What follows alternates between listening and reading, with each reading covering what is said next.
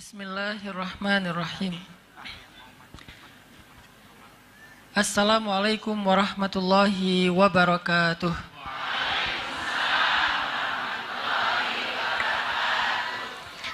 Alhamdulillahi rabbil alamin. Alhamdulillahilladzi bi ni'matihi tatimmus shalihat wa bi fadlihi tatanazzalul khairat wal barakat wa bi taufiqihi tatahaqqaqul maqasid wal ghayat. Asyhadu an la ilaha illallah wahdahu la syarikalah wa asyhadu anna Muhammadan abduhu wa rasuluhu la nabiyya ba'dah. Allahumma salli wa sallim wa barik ala sayyidina wa habibina wa nabiyyina Muhammad wa ala alihi wa ashabihi ajma'in. Rabbi syrah li sadri wa yassir li amri wahlul 'uqdatan min lisani yafqahu qawli. Yang kita muliakan dan kita hormati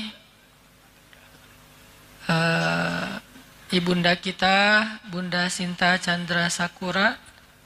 Yang mana ya? Oh, ada di ya. Oh, atas ya, masih ada tamu. Kemudian Bapak Fauzi Yunianto, owner dari Brownies Cinta. Kemudian Ibunda Sari, owner dari Hotel Taman Sari ini. Terima kasih, semoga setiap kebaikan yang kita dapetin sore hari ini akan mengalir pahala kepada setiap fasilitator kita. Ada juga di sini sahabat saya Ustadz Irfan dari Solo, dari Wonosobo, yang sengaja datang untuk silaturahim, dan khususnya kepada seluruh peserta kajian muslimah Majelis Taklim Azkadina ya, Masya Allah. Semoga spirit perempuan, spirit ibu-ibu, spirit cewek-cewek, kalau di NU itu ada muslimah, ada fatayat. Kalau bahasa saya ibu-ibu dan cewek-cewek. Karena cewek itu masih muda. Kalau ibu-ibu sudah dewasa. Bukan tua, dewasa. Muda lawannya dewasa, bukan tua. Jadi spiritnya tetap muda terus. Dan biasanya segala sesuatu itu kalau udah campur tangan ibu-ibu itu udah beres. Banyak hal kalau perempuan udah ikut campur tangan bukan jadi rumit, malah jadi mudah. Dan memang perempuan itu lebih kuat daripada laki-laki. Laki-laki itu kalau disuruh ngasuh anak sejam aja itu udah ngeluh ya. Dia ngomongnya saya capek kerja segala macam. Seolah-olah pekerjaannya di luar rumah itu lebih berat daripada tugas istri di rumah. Coba suruh balik. Perempuan sanggup kok kerja seharian di luar rumah. Tapi laki-laki nggak sanggup ngasuh anak walaupun cuman setengah hari di rumah. Pasti ngeluh tuh. Suruh gendong anak tuh. Gendong pakai 2 tangan, padahal tenaganya lebih kuat daripada perempuan. Tapi dia ngeluh. Sementara perempuan menggendongnya di dalam rahim sampai nyesek, sampai susah berdiri, sakit tulang punggung, susah duduk, susah tidur, susah berbaring. Tapi alhamdulillah anaknya banyak ya. Nggak pernah kapok. Anak 1 trauma, akhirnya nggak mau hamil lagi. Enggak tuh. Ini menunjukkan bahwa perempuan itu emang kayaknya lebih kuat daripada laki-laki. Kuat apanya? Bukan kuat fisiknya. Kalau fisiknya memang fitrahnya laki-laki lebih kuat daripada perempuan. Tapi apa yang menjadikan perempuan lebih tangguh daripada laki-laki? Kuat cintanya. Cintanya sangat besar. Sehingga ketika kita bicara tentang keluarga yang penuh cinta, maka orang yang pertama yang harus kita ajak bicara itu adalah perempuan. Laki-laki nggak punya rahim, betul ya? Kan nggak ada laki-laki yang punya rahim. Yang punya rahim itu perempuan. Rahim itu bahasa Arab yang dipakai sama orang Indonesia. Dari kata rahmah. Rahmah itu artinya kasih sayang. Rahim artinya yang memiliki banyak kasih sayang. Kenapa kok kata rahim ini disematkan kepada perempuan? Karena memang yang punya kasih sayang yang besar itu adalah perempuan. Ibu, istri, guru. Guru itu kalau ustazah atau guru yang perempuan itu emang menangani murid atau santrinya beda sama guru yang laki-laki. Dia mungkin tidak mengajarkan wawasan, dia nggak ngajarin teori, dia nggak ngajarin rumus, tapi ada satu hal yang dia ajarkan lebih daripada ustadz ataupun guru-guru laki-laki. Dia mengajarkan cinta. Itu juga yang menjadikan seorang ibu lebih berkesan di hati seorang anak daripada ayahnya, walaupun dua-duanya orang yang istimewa bagi anak. Tapi kenapa ibu ini berkesan sekali? Kalau udah ngomongin tentang ibu, semua orang itu terharu. Kalau udah mendoakan ibu, semua orang berkaca-kaca matanya. Kenapa? Karena dia punya sesuatu yang luar biasa yang Allah titipkan melalui dia, yaitu cinta. Sehingga kalau misalnya kita mau bicara tentang rumah tangga yang penuh rasa cinta, maka orang yang paling mampu membangun rumah tangga seperti itu adalah perempuan. Orang yang paling mampu mewujudkan rumah tangga yang penuh cinta itu nomor satu adalah perempuan. Laki-laki itu punya cinta, tetapi rasa tanggung jawabnya yang lebih besar. Kadang dengan tanggung jawab yang besar itu dia tidak mampu memberikan cinta yang besar, kecuali cinta dalam diam. Tapi cinta dalam bentuk kasih sayang, dia tidak bisa memberikan yang besar karena tanggung jawabnya banyak. Laki-laki itu tanggung jawabnya bukan cuma keluarga, Bu. Kalau ada laki-laki yang hidupnya hanya untuk memenuhi kebutuhan keluarga, itu laki-laki sayang banget mubazir. Karena laki-laki itu fitrahnya dia adalah rijal. Rijal itu kesatria, punya tanggung jawab umat selain tanggung jawab keluarga.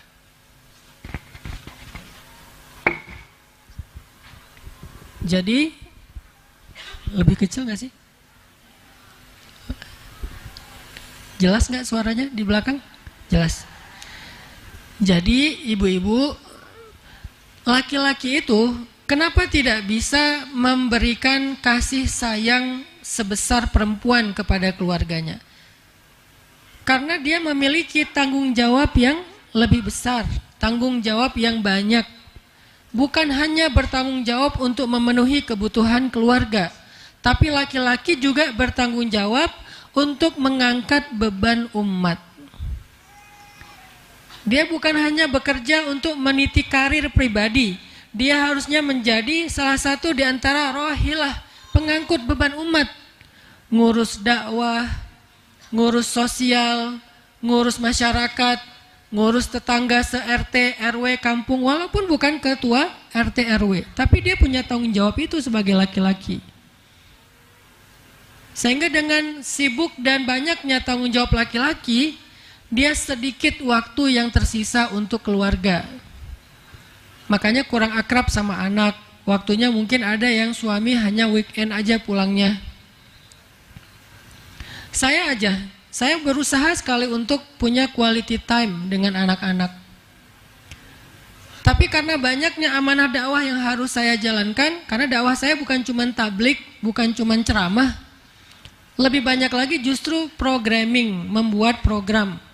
Meeting sana, meeting sini, evaluasi yang ini, monitoring yang itu, cek program yang di sini dan seterusnya. Sehingga waktu untuk keluarga itu sedikit. Kayak pekan ini saya udah keluar dari sejak Kamis pagi. Kemana? Ke Jakarta. Saya tinggal di Bandung, Bu. Dari Bandung saya ke Jakarta karena ada pertemuan dengan beberapa tokoh di Jakarta. hari Kamis itu ada 3 pertemuan. Dari mulai siang, asar, isya. Bukan ceramah, meeting, bikin program. Beres malam sampai ke tempat nginep di Jakarta jam 11 malam. Subuh-subuh langsung ke Semarang, terbang dari Jakarta. Di Semarang pagi-pagi ke dalamnya Habib Umar Al-Mutahhar. Kemudian habis Jumatan ke Habib Muhammad Al-Mutahhar. Kemudian malamnya, maghribnya ke Gus Riyad Ahmad. Dan terus sampai hari ini, artinya memang tanggung jawab di luar rumah itu banyak. Sehingga sesekali saya ada di rumah, saya biasanya nemenin anak laki-laki saya yang mau berangkat ke sekolah, mandi. Kemudian makan, saya temenin di meja makan sambil ngobrol.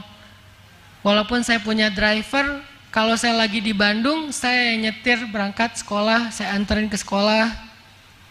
Tapi nggak sering kayak gitu, paling seminggu sekali. Karena lebih banyaknya amanah-amanah yang lain. Lalu siapa yang bisa memenuhi kebutuhan keluarga ketika seorang laki-laki tidak mampu memenuhinya? Perempuan.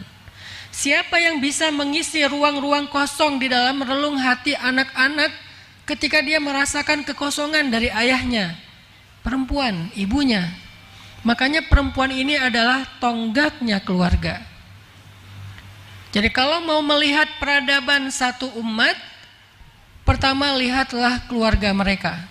Jadi bukan masyarakat. Masyarakat itu adalah kolektifnya keluarga. Masyarakat terkecil dalam satu peradaban itu namanya al-usrah atau keluarga. Itu masyarakat terkecil dalam satu peradaban. Sehingga kalau kita mau melihat peradaban secara utuh atau masyarakat secara utuh, maka lihatlah bagaimana keadaan keluarga mereka. Dan kekuatan ataupun tiangnya keluarga adalah ibu, istri, perempuan. Itu tiangnya keluarga. Sehingga kalau perempuan ini lebih sibuk tiktokan, kalau perempuan ini lebih concern tentang skincare, dia update banget gitu info tentang skincare yang terbaru ya. Salah nggak? Nggak salah. Tapi sekonsen itu nggak dia tentang kebutuhan keluarga yang lainnya. Pendidikan anak, kasih sayang kepada suami. Tapi kan Ustaz, skincare bagian dari kasih sayang ke suami. Bagus kalau niatnya ke sana. Tapi jujur nggak, kalau setiap suami mau pulang kita dandan dulu. Dandan kok Ustaz? Pakai apa? Daster? Lebih dandan mana kita ketika mau ketemu suami sama pengen keluar rumah? Kalau mau jujur, lebih dandan keluar rumah. Lebih atraktif mana kita fit call sama suami atau di depan kamera TikTok? Pernah nggak kita ngirim foto kita yang udah dikasih banyak filter ke suami? Udah diedit matanya segala macam, filter sampai berlapis-lapis. Sampai pas dilihat sama suami, mah ini avatar siapa? Udah bukan lagi kita, udah jadi avatar. Karena pakai AI, pakai teknologi filter, diedit sana sini, kirim ke suami. Seperti orang ngirim fotonya dan diposting di sosmed. Jadi kalau perempuan, kalau istri, kalau ibu lebih sibuk dengan dunia sosmed, dunia maya daripada keluarganya, berarti tiangnya ini bengkok. Atau tiangnya ini rapuh. Atau tiangnya ini tidak tegak berdiri untuk menopang keluarganya. Karena dia lebih sibuk dengan di luar rumahnya daripada di dalam rumahnya. Memang dia fisiknya ada di rumah, tetapi sinyalnya keluar. Ada di grup aja di handphone sampai 20. Kebayang gak sibuknya setiap hari dengan grup yang 20? Di Telegram ada 10, di WA ada 20, udah gitu di grup semuanya aktif. Setiap detik bunyi ting ting ting ting ting ting terus saja. Saking banyaknya chat di grup. Belum lagi nanti yang baper-baperan. Chat nggak di replay, nggak rame, akhirnya baper, left group. Left dari luar tapi masih kepo. Di grup lagi ngomongin apa sih? Padahal tadi dia yang left, tapi masih kepo. Udah gitu, ya udah kita bikin grup baru aja yuk. Bikin grup baru. Tadinya grupnya 10 orang, akhirnya jadi 2 grup, 5-5. Pecah lagi jadi 4 grup, 2-2. Pecah lagi jadi 10 grup. Dia admin, dia member. Apa yang ingin saya sampaikan? Itulah kesibukan perempuan hari ini. Itulah kesibukan perempuan hari ini. Sibuk dengan grup, sibuk dengan TikTok, sibuk dengan IG, sibuk dengan skincare. Walaupun semua kesibukan itu adalah hukumnya mubah, boleh, nggak ada yang larang. Itu karena semuanya bagian dari muamalat. Muamalat itu hukum dasarnya ibahah, boleh-boleh aja. Tapi begitu yang mubah ini justru lebih banyak mudaratnya, akhirnya anaknya jarang dipegang, jarang diajak ngobrol, jarang ditatap matanya ketika bicara karena menatap handphone, maka yang mubah ini menjadi makruh. Bahkan cenderung ketika dia justru memunculkan mudarat yang lebih, membuka aurat, joget di depan kamera, jadi ikut-ikutan pargoy, ikut war tiket, nggak dapat Coldplay, beli yang Aldi Taher. Maka mudaratnya lebih besar. Itulah kenapa banyak keluarga akhirnya generasi yang lahir dari keluarga itu lemah. Padahal ibu, keluarga itu madrasah pertamanya para generasi loh. Keluarga itu madrasah pertama. Kita kadang nyalahin sekolah nih kurikulum nggak benar, nyalahin Kementerian Pendidikan, bla bla bla, ribut aja di sosmed. Padahal sekolah yang paling utama bagi anak itu bukan di madrasah di luar, madrasah di rumah, itulah sekolah. Kita mungkin nggak bikin homeschooling. Kalau saya, anak saya 2 homeschooling. Yang satu SMP, tahun ini mau masuk SMA, yang satu lagi SMA. Yang mau masuk SMA tahun ini SMP kelas 3, berarti dia masuk kelas 1 SMA tahun ini. Karena saya bingung sekolahnya yang sesuai dengan minat dia, akhirnya saya bikin sekolah. Namanya 20 Mind Sociopreneur High School. Saya bikin sekolah social entrepreneur. Kenapa namanya 20 Mind? Karena targetnya success before 20. Dia bisa jadi CEO, jadi pengusaha yang hafiz Al-Quran sebelum usia 20 tahun. Dan itu bisa, mudah. Jadi di sekolah kita itu, kita seleksi yang anak-anaknya jiwanya itu out of the box. Nggak mau yang mainstream, nggak mau, pengennya yang aneh-aneh. Justru kita kumpulin banyak orang aneh, ngumpul nih orang aneh, jadilah sekolah aneh. Namanya sekolah 20 Mind, gratis.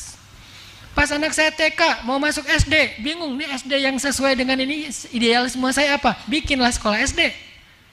Namanya Sekolah Rimba Indonesia.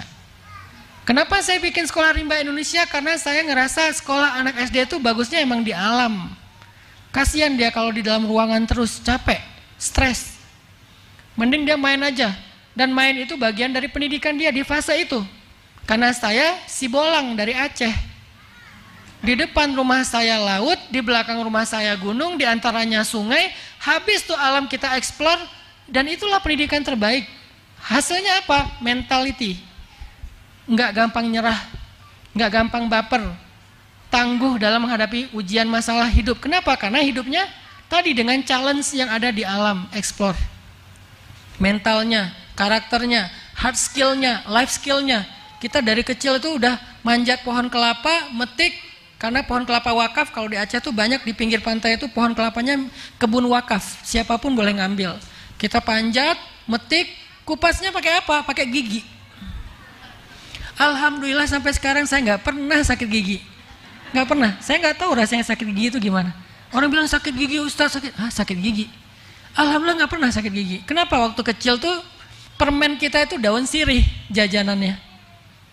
Sama mama dikunyah dulu sama emak saya, kunyah karena masih bayi, kunyah terus dikasih. Jadi selain daun sirih itu ada zat-zat yang sangat baik dari mulut ibu saya. Dan sekarang kan udah mulai populer lagi ya, di tahnik kan anak bayi itu sama orang tuanya.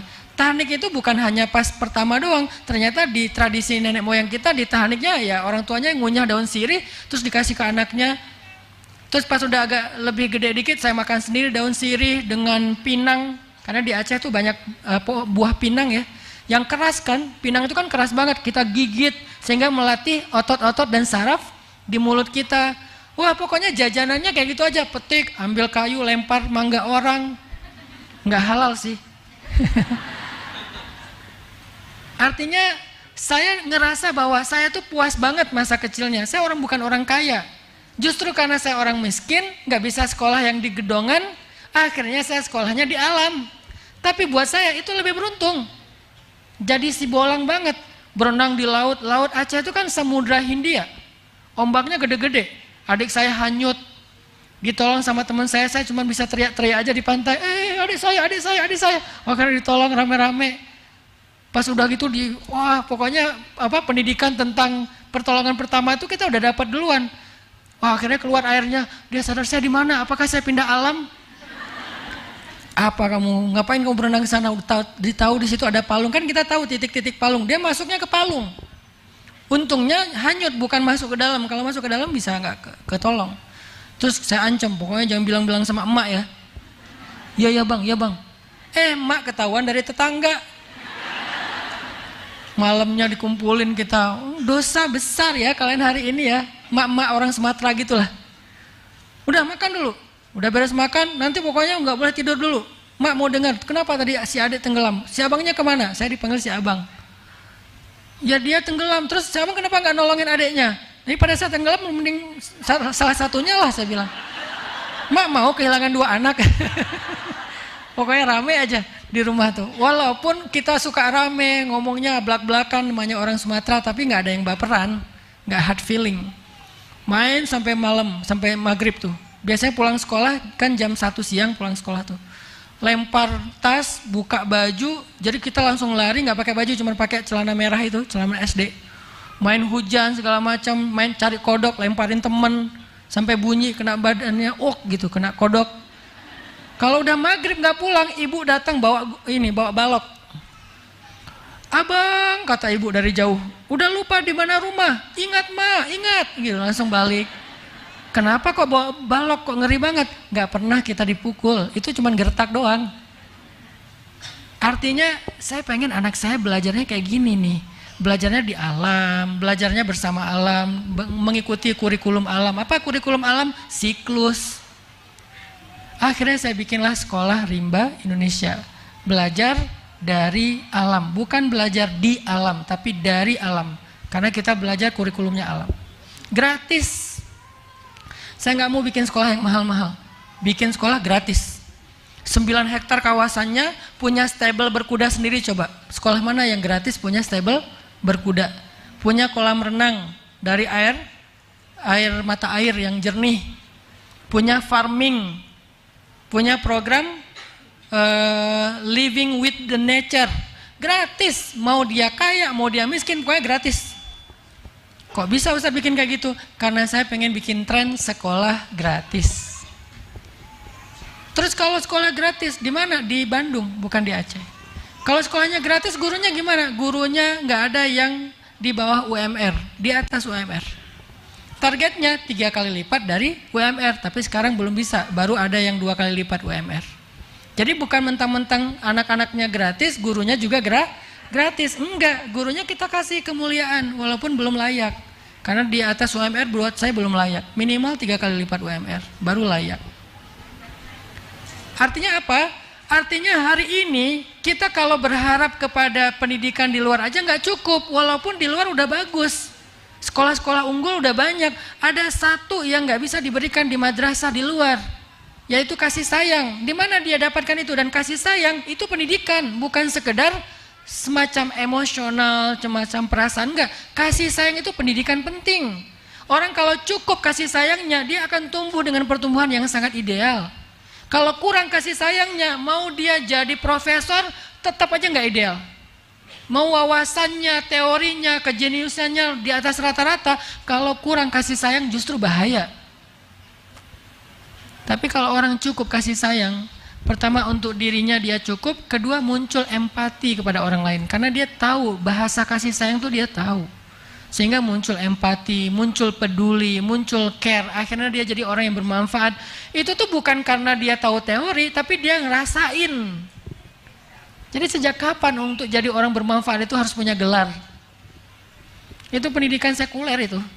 Untuk jadi orang bermanfaat, untuk jadi orang sukses harus punya gelar. Itu pendidikan sekuler.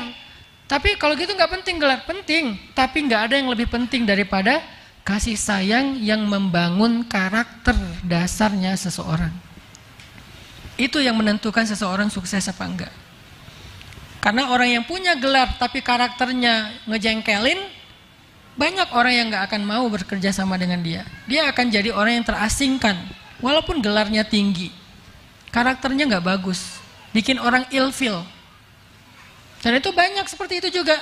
Gelarnya tinggi, ijazahnya luar biasa, ilmunya banyak, tapi karena orangnya nggak bisa bergaul dengan bahasa kasih sayang, nggak humble, apapun yang dia lakukan itu nggak mendatangkan manfaat, malah mendatangkan mudarat. Jangankan di dunia karir, dalam dakwah sekalipun kayak gitu, ibu-ibu.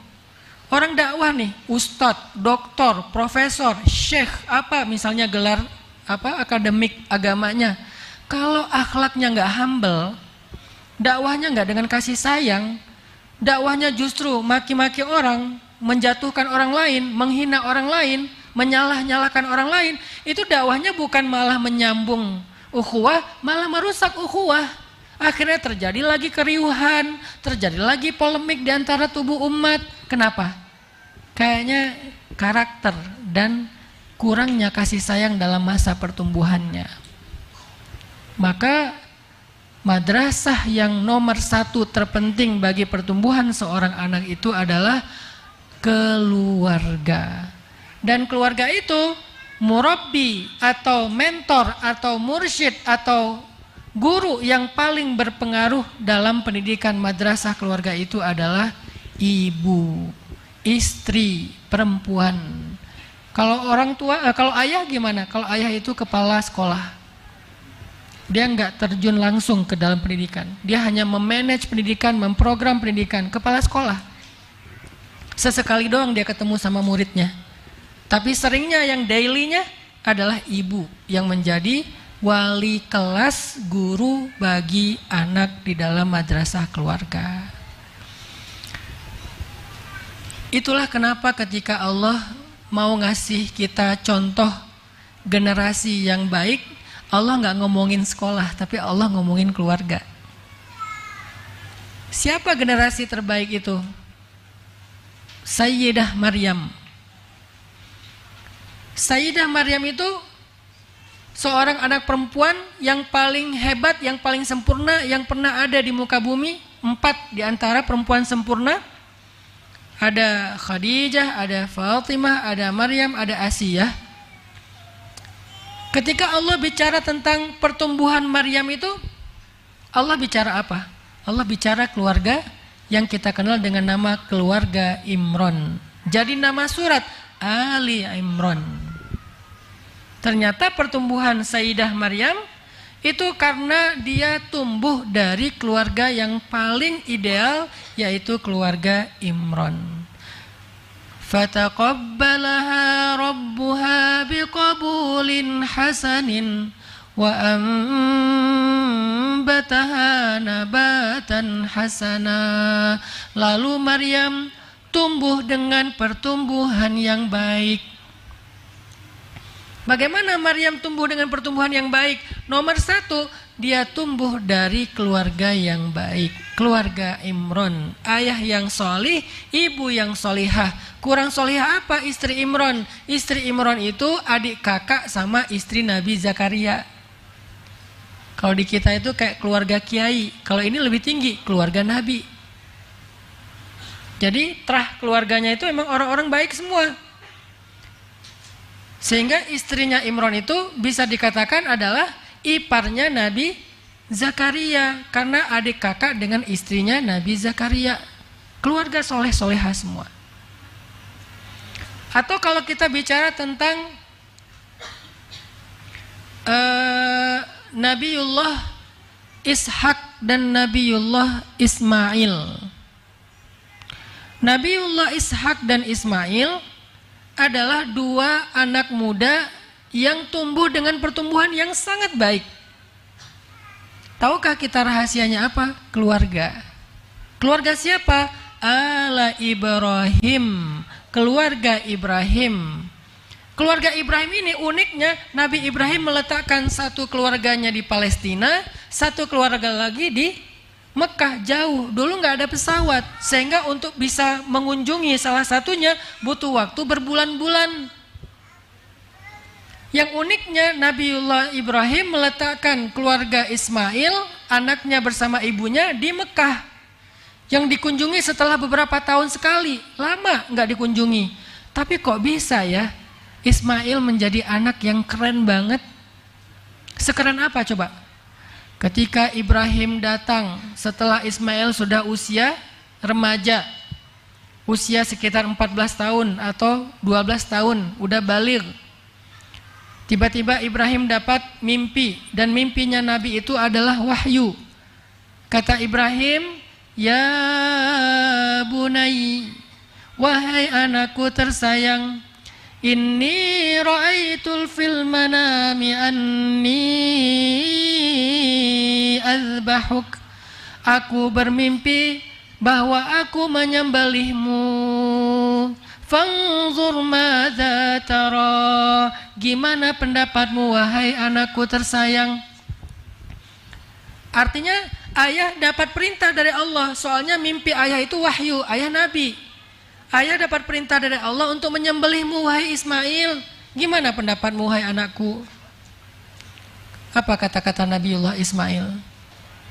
Wahai ayah, if'al ma tu'mar, satajiduni insya'allahu minas sabirin. Ya abati if'al. Wahai ayahku tersayang. Nggak bilang, oh jadi ayah tuh selama ini emang gak suka ya sama aku ya. Drama ya. Gak ada drama. Gak ada dia curhat di sosmed. Aku gak punya ayah. Statusnya di update. Aku kayaknya pergi aja deh. Dunia itu udah gak asik. Gak, dia curhat-curhat di sosmed. Dia bilang, ya abati, wahai ayahku tersayang. Mau disembelih masih bilang tersayang coba. Padahal selama ini bertahun-tahun ayahnya gak ada di dekat dia. Sekali-kalinya datang mau nyembelih.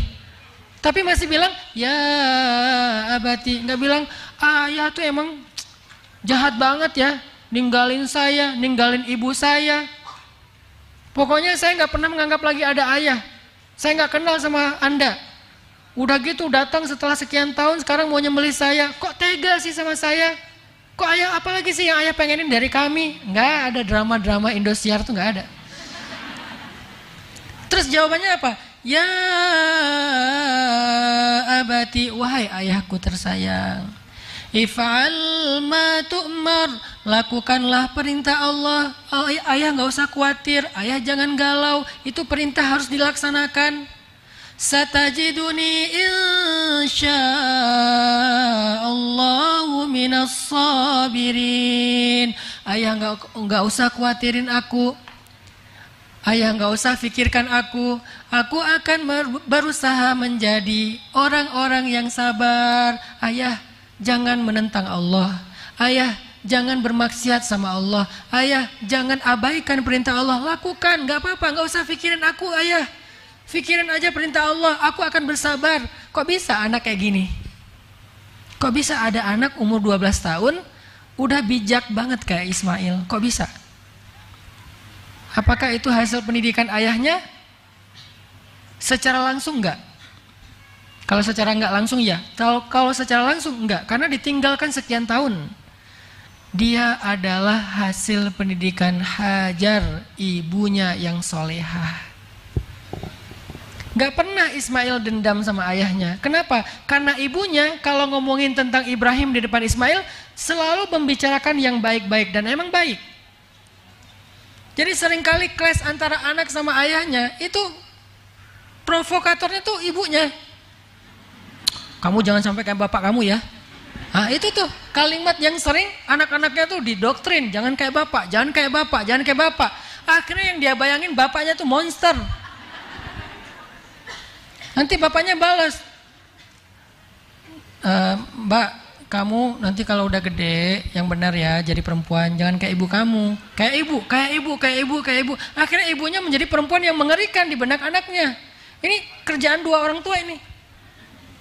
Sedangkan Sayyidah Hajar kalau bicara tentang Ibrahim di depan Ismail pasti yang baik-baik. Ayah kamu itu seorang nabi, dia itu khalilullah, dia itu kekasih Allah, dia itu taat banget, dia itu soleh banget, dia bertanggung jawab, dia nggak ninggalin kita nak, jangan pernah kamu berpikir ayah ninggalin kita, itu perintah Allah, ayah tuh nggak tega aslinya, tapi ayah itu harus menjalankan amanah dari Allah. Karena dia seorang nabi, diceritain, dibela Ibrahim di depan Ismail. Sehingga yang terbayang tentang sosok ayah bagi Ismail adalah ayah yang ideal. Apakah kita membicarakan suami kita yang baik-baik di depan anak kita sehingga muncullah sosok ideal walaupun dia jarang ketemu dengan ayahnya? Itulah ibu, peran ibu kayak gitu emang. Jangan sampai dia berpikir gini, ayah nggak hadir pas aku ulang tahun. Sabar ya nak, ayah kamu memang kayak gitu. Kemarin aku tampil di sekolah, ayah juga nggak nonton. Ya ayah kamu tuh lebih memilih kliennya daripada kamu. Terus aku bikin raport, ayah juga nggak hadir ngambil raport aku. Ya itu, ayah kamu tuh memang kalau udah kerja lupa diri. Terus aja ngejelekin ayahnya, sehingga anaknya tuh punya banyak reason untuk membenci ayahnya. Harusnya kita yang memahamkan. Ayah tuh pengen datang banget, ayah tuh kemarin cerita kok sama mama pengen datang banget tapi nggak bisa mengelak, ini ada pertemuan penting. Mama tahu kok gimana ayah sama kamu, dia perhatian kok, dia nanya kok kemarin gimana tampilan kamu, ayah minta di videoin dan udah mama kirim ke ayah dan dia nonton, dia ketawa senang, ceritain yang baik-baik tentang ayahnya. Kalau dia nggak bisa hadir, maka hadirkan dalam rasa cinta. Itu peran perempuan yang penting banget tuh. Jangan kita baper kita dengan suami ditunjukin depan anak. Sebel kita kepada suami curhatnya ke anak. Mama kenapa nangis? Ya kenapa lagi masa kamu nanya? Memang ada yang bikin mama nangis di dunia ini selain bapak kamu? Ini akhirnya dia benci banget sama bapaknya.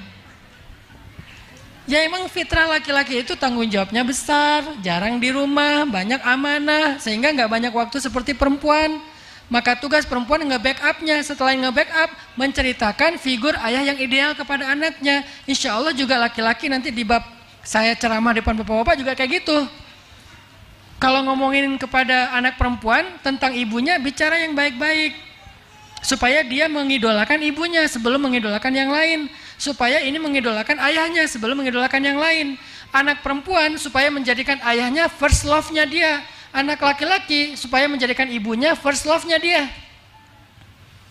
Tapi kalau anak perempuan, siapa orang yang pertama menghancurkan hati kamu? Ayah.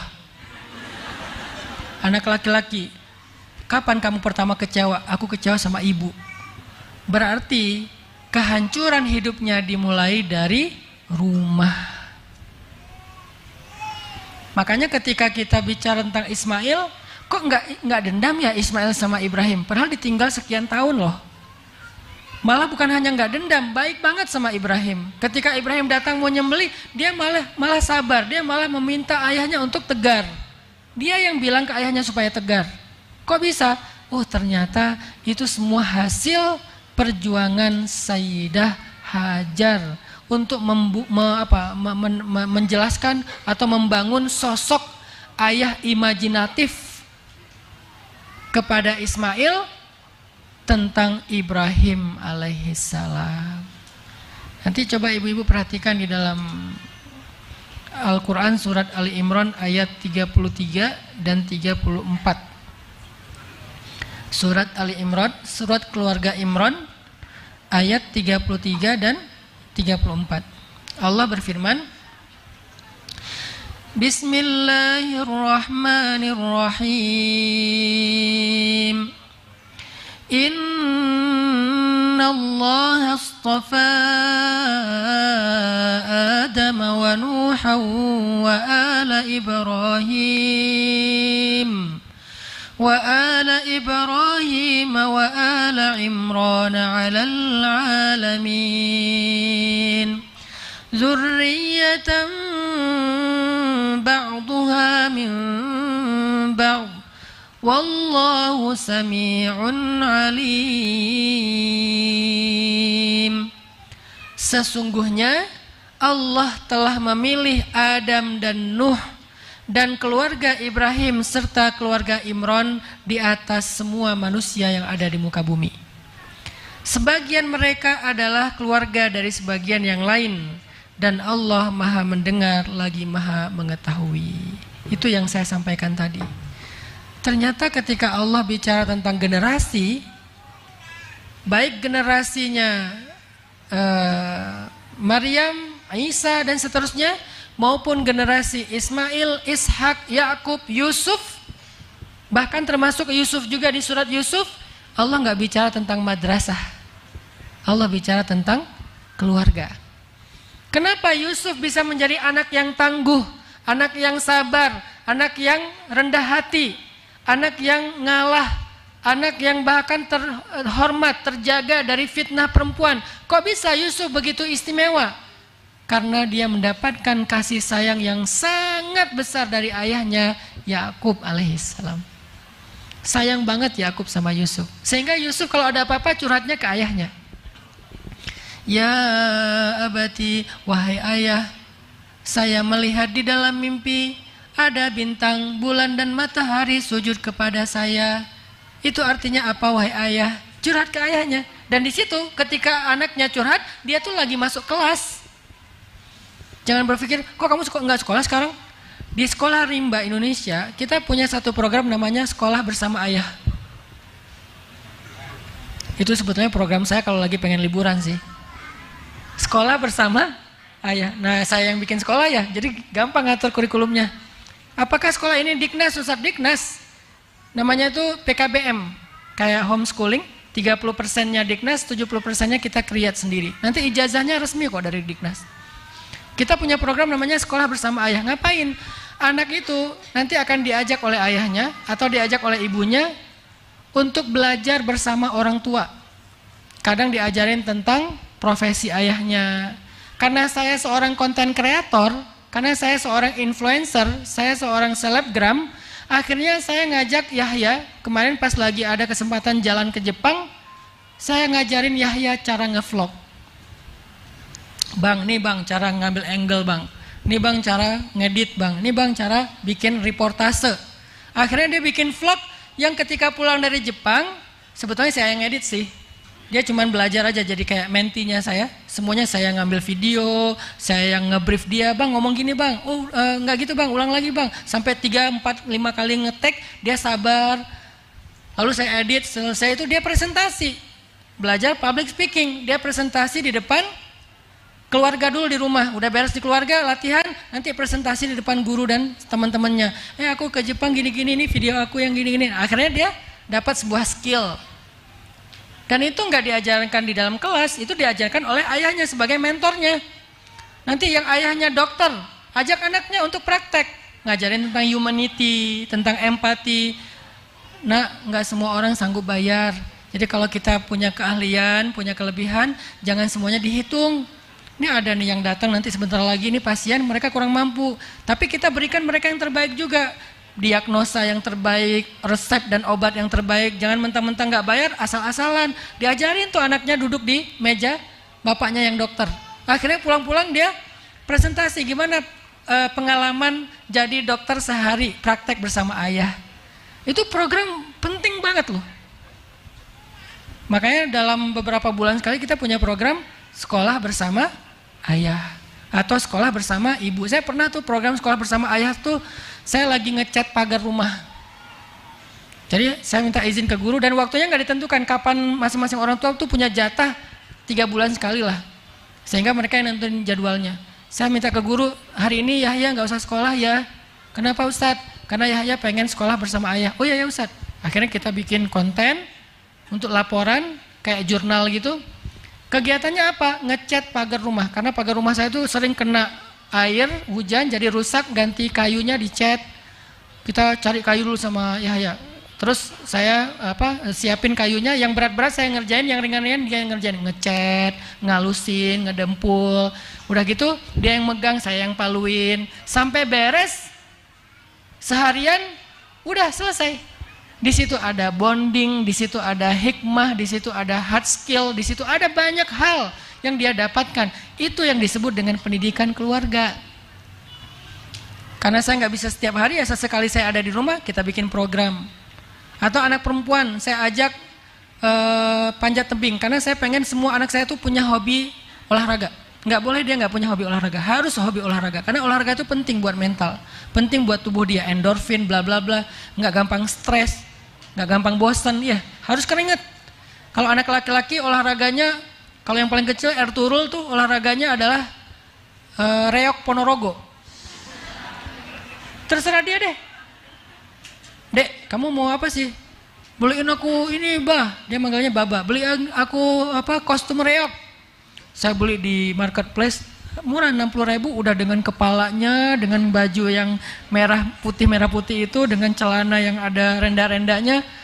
Setiap hari pengen itu. Kalau dia udah kotor dicuci, cucinya siang, sore pakai lagi. Pergi sekolah karena dia masih preschool, belum SD, pergi sekolah pakai itu juga. Terus di sekolah mau tampil apa? Tampil reok. Tiba-tiba kesurupan katanya. Sampai kesurupan, dia guling-guling di tanah. Saya tanya, kamu ngapain? Bah, ntar dulu bah, aku lagi kesurupan. Wah, kesurupan. Loncat. Pokoknya olahraga terserah. Terus anak perempuan yang Mutia, saya tanya, Mutia mau apa? Mau belajar apa? Apa ya? Kadang-kadang kan anak-anak kan harus diarahin ya, nggak tahu olahraga apa. Ya udah yuk ikut ayah kita belajar climbing aja. Akhirnya dia jadi member climbing. Karena dia orangnya agak banyak pertimbangan. Jadi biar agak berani tuh kasih climbing. Walaupun kadang-kadang harus dicontohin dulu, bapaknya yang disuruh naik. Ya saya ya udahlah naik-naik aja lah sebisa-bisa saya. Akhirnya posting, oh bagus ya. Akhirnya climbing. Yang satu lagi senangnya berkuda. Yang satu lagi senangnya apa? Pokoknya olahraga, berenang. Dianterin sesekali kalau mampu. Itu pendidikan yang bisa diberikan oleh ayah, ibu yang lebih berat dari itu. Ayah tuh merasa penting banget, padahal nggak penting sih sebetulnya. Ngajak main, ya, ngajak project. Cuman tetap ada sesuatu yang jadi membangun behavior mereka, membangun karakter mereka. Banyak hal yang terbangun lewat pendidikan ayah. Tapi tetap aja ibu. Kadang-kadang dia sebel sama ayahnya, kadang-kadang dia capek, ayahnya kadang-kadang suka maksa, namanya cowok gitu kan. Ibunya yang ngedorong. Ayo kamu bisa nak, dan seterusnya. Bukan, Mas udah tuh Mas kasihan anaknya, jangan malah berdebat depan. Akhirnya satu belain anak, yang satu malah semangatin anak. Akhirnya tarik-tarikan anak, anaknya stres.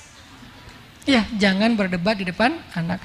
Maka ketika Allah bicara peradaban, Allah bicara tentang anak, bicara tentang generasi, ternyata Allah bicara tentang keluarga. Yakub, Zakaria, siapa lagi? Imran, Ibrahim, semua bicara peradaban dan masyarakat, generasi-generasi terbaik, selalu yang dibahas itu keluarga, ayahnya, ibunya, ayahnya, ibunya. Maka semoga kita di sini bisa menjadi tiangnya peradaban. Yang kedua, yang terakhir adalah lalu bagaimana antara kita dengan pasangan. Tadi kita bicara tentang generasi, anak, seterusnya. Karena sebetulnya nggak akan baik kondisi pertumbuhan anak kita kalau suami istri itu tidak berkasih sayang. Kalau suami nggak berkasih sayang kepada istri dan sebaliknya, anak juga nggak akan mendapatkan kasih sayang yang utuh. Indonesia sekarang sedang mengalami krisis rumah tangga. Angka perceraian sangat tinggi di Indonesia. Mungkin cerai itu gampang kali sekarang. Ya, dengan bercerai mungkin dia lebih mudah untuk punya pilihan-pilihan yang lain dan seterusnya, sangat tinggi. Ada yang viral, ada yang nggak viral. Yang nggak viral lebih banyak daripada yang viral. Di tempat istri saya tuh di Bojonegoro. Tahun 2022, dalam 1 tahun sekian ribu kasus perceraian. Kalau dibagi per hari itu lebih daripada 30 kasus perceraian. Itu kabupaten. Setiap hari ada 30 janda baru dan duda baru. Bukan janda mana ya, bukan ya. Nggak pakai nada Melayu itu ya. Kayaknya itu lagu juga muncul karena banyaknya fenomena perceraian. Akhirnya muncul lagu, kan lagu itu kan menyikapi fenomena ya. Berarti kita sedang mengalami krisis keluarga. Tingkat perceraiannya tinggi di Indonesia. Dan makin kesini tuh makin nambah, makin tinggi. Bukan makin turun, makin tinggi. Lalu dengan kondisi seperti ini, gimana kita berharap anak akan mendapatkan cinta yang utuh, kemudian tumbuh dengan pertumbuhan yang baik? Sulit. Walaupun bukan berarti nggak mungkin. Kalau yang Allah takdirkan memang sudah mungkin jadi single parent, ayah atau ibu, la tayasu, jangan putus asa. Karena sebaik-baik yang mendidik itu adalah Allah, titipkan kepada Allah.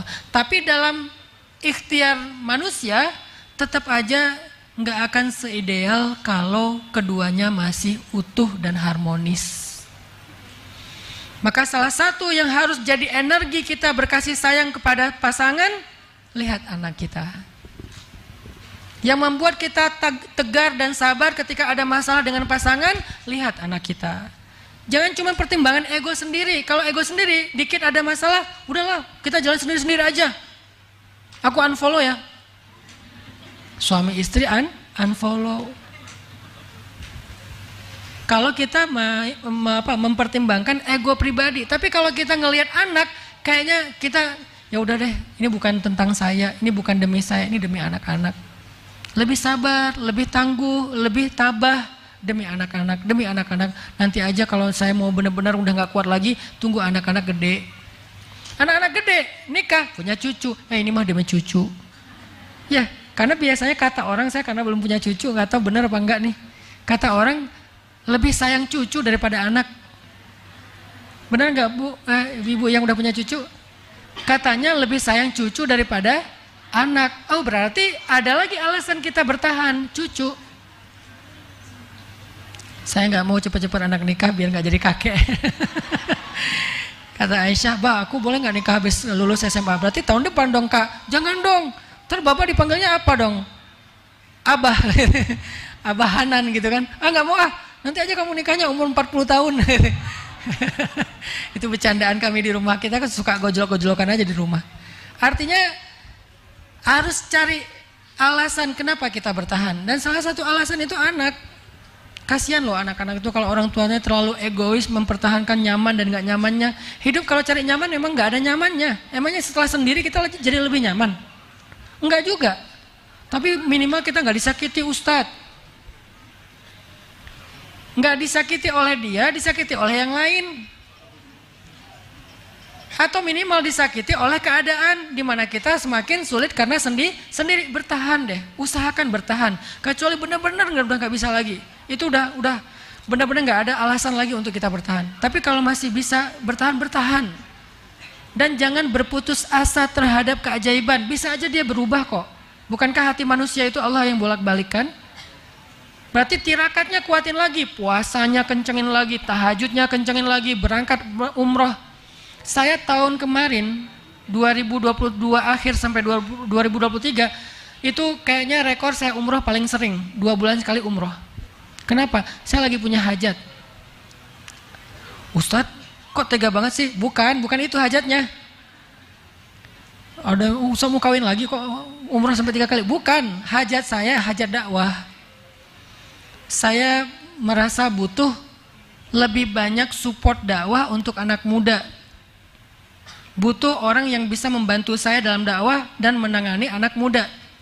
Saya nggak doain yang lain-lain di dalam raudhah. Saya cuma doa ini. Ya Allah, beri saya petunjuk dalam dakwah. Pertemukan saya dengan orang soleh. Bulan Desember 2022 saya umroh, Februari saya umroh lagi, April kemarin Ramadan saya umroh lagi. pulang dari umrah yang bolak-balik itu karena hajatnya adalah tirakatnya adalah pengen dapat solusi dalam dakwah. Akhirnya singkat cerita saya bertemu Yai Marzuki di Malang, kemudian saya menjadi murid beliau, kemudian saya bergabung dalam Madrasah Nahdlatul Ulama. Akhirnya Allah banyak mudahkan jalan-jalan dakwah. Itu hajatnya. Jadi kalau kita punya hajat jangan putus asa, tirakatnya kencengin.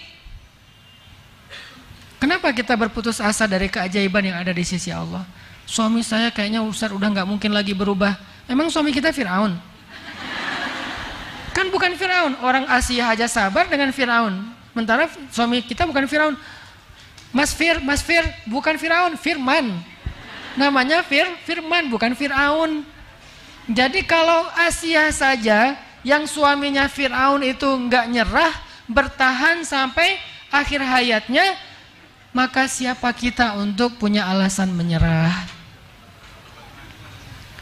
Nabi Lut aja, Nabi Nuh aja bertahan sampai Allah yang menyuruh beliau untuk ninggalin keduanya. Maka siapa kita untuk menyerah kepada istri kita? Fikirkan anak, bertahan sekuat tenaga. Kalau kita nggak lagi bisa ngelihat dia, lihatlah anak. Setiap lihat dia sebel, setiap lihat dia sakit hati, setiap lihat dia marah, setiap lihat dia kecewa, setiap dia teringat lagi pengkhianatan, kebayang semua kejahatannya. Jangan lihat. Terus siapa yang dilihat? Lihat anak. Kalau ngelihat anak mirip bapaknya soalnya. Ingat juga.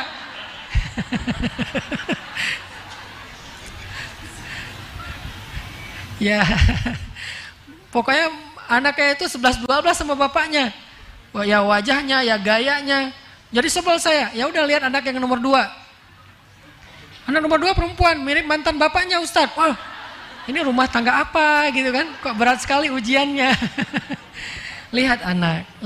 Insya Allah kalau lihat anak kita lebih sabar, muncul lagi rasa sayang. Tapi jangan lihat anak selamanya ya. Ini hanya untuk sedikit menenangkan kita, menghealing hati kita. Nanti kalau udah reda, udah nyaman, kembali lagi melihat pasangan. Nah, jadi cara supaya kita berkasih sayang dengan pasangan, pertama lihat anak, pertimbangkan anak, dan mereka harus jadi pertimbangan nomor 1 dalam hubungan kita. Kalau belum punya anak Ustadz, apa pertimbangan kita Ustadz? Bagaimana kita berkasih sayang dengan pasangan Ustadz? Berkasih sayanglah dengan fondasi iman, bukan emosi. Karena cinta bisa spiritnya iman, bisa spiritnya perasaan.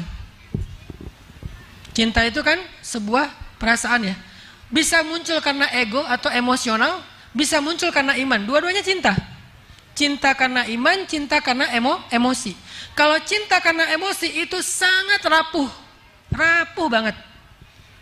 Cemburu dikit rame.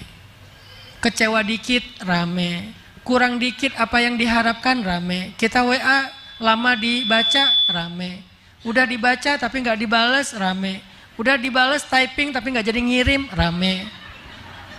Dia online beberapa kali tapi kok nggak pernah ngechat kita rame. Kita miss call, kita telepon malah di reject. Mungkin aja lagi meeting, emang dia kaget soalnya tiba-tiba muncul suara dering, dia reject langsung, dia tolak rame. Wah nggak bener nih kayaknya. Sering pulang malam rame, istrinya di rumah tidur duluan, suaminya rame. Istrinya di rumah kadang-kadang masaknya nggak enak, suaminya rame, dan seterusnya. Kalau hanya tentang diri kita, perasaan kita, itu cinta itu rapuh, rapuh banget. Walaupun sensasional, tapi rapuh. Terus cinta itu dibangunnya dengan apa Ustadz? Dengan iman. Gimana membangun cinta dengan iman? Saya mencintai dia karena Allah. Allah yang nyuruh saya mencintai dia. Allah yang nyuruh saya untuk berkasih sayang kepada dia. Sehingga cinta saya kepada dia adalah ibadah. Bukan sekedar seru-seruan, tapi ibadah. Allah yang nyuruh saya mencintai dia. Semakin cinta, semakin bertambah pahala. Sehingga kalau kita mencintai seseorang, mencintai pasangan kita karena iman, karena Allah, nanti ketika ada masalah, kita yang kita pegang itu Allah, bukan orangnya. Ketika ada masalah, kita kembalinya kepada Allah. Gimana cara ketika ada masalah kembali kepada Allah? Kalau kita saling mencintai karena Allah, Bu, biasanya masalah itu muncul gara-gara hubungan kita dengan Allah itu renggang. Biasanya kayak gitu. Kalau kita mencintai pasangan karena emosi, biasanya masalahnya tuh gara-gara ego. Kalau masalahnya gara-gara ego, susah nyari jalan temunya, sama-sama ego, nggak mau mendekat. Tapi kalau mencintai karena Allah, kalau ada masalah, pasti penyebabnya kerenggangan hubungan kita dengan Allah. Sehingga kalau kita misalnya mau menyelesaikan masalah kita, caranya gampang, perbaiki aja hubungan kita dengan Allah. Nanti Allah akan ilhamkan lagi cinta di dalam hati keduanya. Ada hadis, man aslaha ma bainahu wa bainallah aslahallah ma bainahu wa bainan nas. Siapa yang memperbaiki hubungan antara dia dengan Allah, Allah perbaiki hubungan antara dia dengan manusia. Manusia ini pasangan dimulainya. Sehingga kalau kita punya masalah dengan seseorang, dengan pasangan, hal pertama yang kita lakukan adalah perbaiki dulu hubungan kita dengan Allah. Nanti Allah yang akan perbaiki hubungan kita dengan pasangan. Kalau cinta dan hubungan kita dibangun atas iman. Dibangun atas iman. Gimana dibangun atas iman? Kalau kita lagi romantis, ajak ngaji bareng. Ajak taklim bareng. Ajak sholat sunnah bareng. Saling ingatin tentang zikir. Itu romantisnya kita itu dalam ketaatan. Sehingga ketika misalnya dia semakin dekat sama Allah, semakin yakin sama Allah, semakin berpihak dan bergantung sama Allah, ketika ada masalah, Allah yang akan beresin hubungan kita. Siapa contohnya, Bu? Nabi pernah menceraikan Hafsah. Nanti ibu-ibu bisa baca cerita ini di dalam Asbabun Nuzul, ayat pertama surat cerai. Apa Al-Quran surat cerai? Surat At-Talaq. Kalau bahasa anak muda, surat diputusin. Surat At-Talaq. Kenapa kok ada surat cerai di dalam Al-Quran? Saking Allah terlibat pengen supaya kita gak cerai. Kasusnya apa? Ayat pertamanya, Nabi mentalak Hafsah, istri Nabi yang berasal dari anaknya Umar bin Khattab. Emang ada masalah apa, Ustadz? Jangan kepo. Gak ada masalah, karena Nabi itu gak bikin salah. Istrinya juga bukan perempuan yang jahat. Dua-duanya soleh-soleha. Kok bisa cerai sih, Ustadz? Ya namanya rumah tangga. Memang kayak gitu, harus ada kayak gitu biar kita bisa punya contoh. Contoh bercerai, bukan contoh bertahan. Karena mereka gak jadi cerai nanti akhirnya. Bukan contoh bercerai, contoh bertahan. Nabi itu kan contoh. Allah takdirkan ada cerita sedikit dalam rumah tangga Nabi, bukan tentang pengkhianatan, bukan tentang dosa, tapi nggak nyaman. Akhirnya Nabi harus menceraikan Hafsah. Kalau kepo banget, baca nanti di surat At-Tahrim, ada ceritanya di situ. Pembukaan surat At-Tahrim. Kenapa sih sampai Nabi marah sama Hafsah? Ada di situ. Tapi nggak ada kepentingan kita bahas sekarang. Intinya Nabi menceraikan Hafsah. Dibawa pulanglah Sayyidah Hafsah ke rumah Umar. Lalu ketika Nabi balik dari rumah Umar, di tengah jalan datang malaikat Jibril, diutus sama Allah. Kan malaikat itu nggak turun kecuali diutus sama Allah. Wa ma natanazzalu illa bi amri rabbik. Kami tidak turun kecuali perintah Allah. Turun malaikat Jibril, langsung nyamperin Nabi. Ya Muhammad, raji'ha, raji'ha, raji'ha. Wahai Muhammad, rujuk Hafsah, rujuk Hafsah. Innaha min azwajik, innaha zaujatuk fid dunya wal akhirah. Dia itu adalah istrimu di dunia dan di akhirat. Raji'aha ya Muhammad. Falima ya Jibril. Kenapa Jibril saya harus merujuk dia? Seistimewa apa dia wahai Jibril kok Allah sampai membela Hafsah? Bayangin, Nabi lagi ada masalah dengan Hafsah dan Nabi itu kekasih Allah. Laki-laki yang paling istimewa, sempurna, Allah cinta banget sama beliau sampai Allah menggandeng namanya dengan nama Nabi La ilaha illallah Muhammadur Rasulullah. Allah berselawat kepada Nabi, malaikat berselawat kepada Nabi. Tetapi kekasih Allah ini ketika punya masalah dengan istrinya, Allah membela istrinya. Apa sih keistimewaan Hafsah kok sampai dibela Allah? Dan Nabi bertanya sama Jibril, walima ya Jibril? Kenapa Jibril kok istimewa banget Hafsah sampai dibela Allah dan saya harus merujuknya ketika saya lagi ada masalah dengan dia? Apa jawaban Jibril?